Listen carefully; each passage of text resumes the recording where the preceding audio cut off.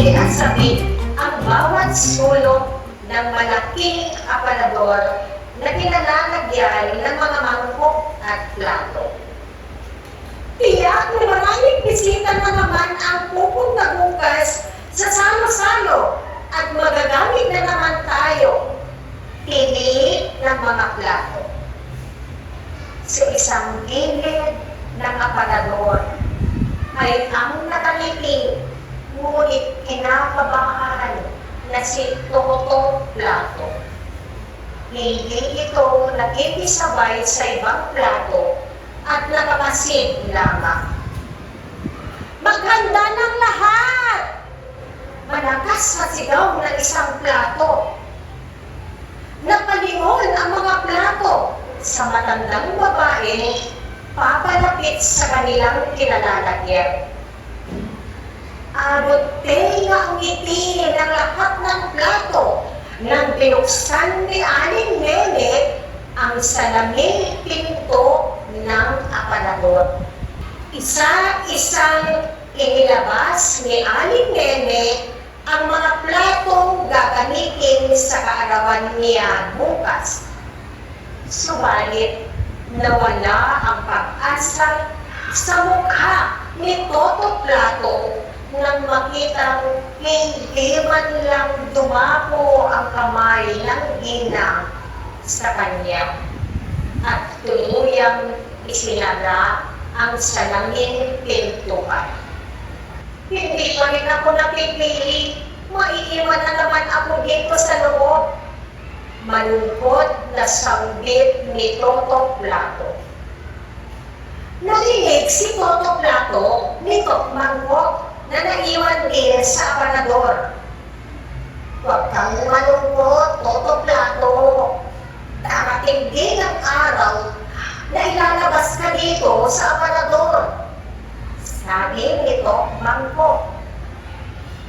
Sana nga, Tok Mangkok, naaalala ko ang dati na palagi akong nasa hapagkainan at nasasaksihan ang masasayang pag-uusap ng pamilya sa simpleng kainan. Salaysay ni Toto Plato habang nakatingin sa mga nakangiting plato na ginuhugasan. Maraming taon na ang nakalilipas, ngunit hindi pa rin mabura sa akin ang mga ngiti ng batang si Tonyo habang nagpapanggap na kinakain nito ang mga prutas at gulay na nakadisenyo sa akin. Duktong niya. Nasaan na nga ba si Tonyo ngayon? Tanong nito, Mangkok. Hindi ko alam. Lumuwas siya ng bayan kasama ang kanyang kitay isang araw.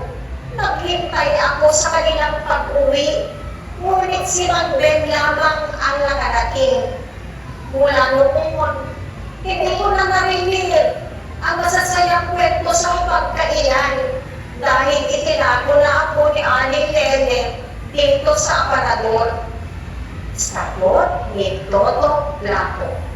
Nang matapos linisan ang mga plato, ay naging tahimik na ang kusina. Kasi lalim ng gabi ang iniisip ni Toto Plato. Hahanapin ko si Tonyo, Tok Mangkok. Kung hindi siya makakauwi, ay ako na lang ang pupunta sa kanya. Matagal ko na siyang hindi nakikita. Ito yung pinaplano ko, ngunit wala akong lakas ng loob. Basta ito Toto Plato sa katahimikan ng gabi. Delikado yung pinaplano mo, Toto Plato. Maaari kang mapahamak. Isa pa, hindi mo rin alam kung saan hahanapin si Tonyo. Antok na sagot nito Mangkok. Desidido na ako sa aking plano, kahit ikapahamak ko pa ito. Wika ni Toto Plato habang ipinipikit ang mga mata. Naging abala ang kusina kinabukasan. Labas, pasok din ang mga tao. Sakto at bukas ang aparador. Maisasagawa ko na ang aking plano. Bulong ni Toto Plato sa sarili. Habang umahanap ng tiyan ko, ay biglang naghiyawan ang mga bisita. Nabalin ang tingin ni Toto Plato sa umiiyak na si Aling Nene, kaya't ang isang nakatalikod na binata.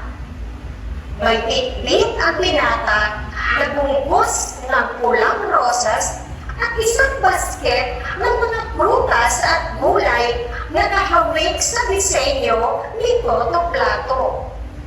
Nagbitiw sa pagkakayakap ang dalawa at mas naamina ni Toto Plato ng gusto ang mukha ng lalaki. Parang nakita ko na ang lalaking yan.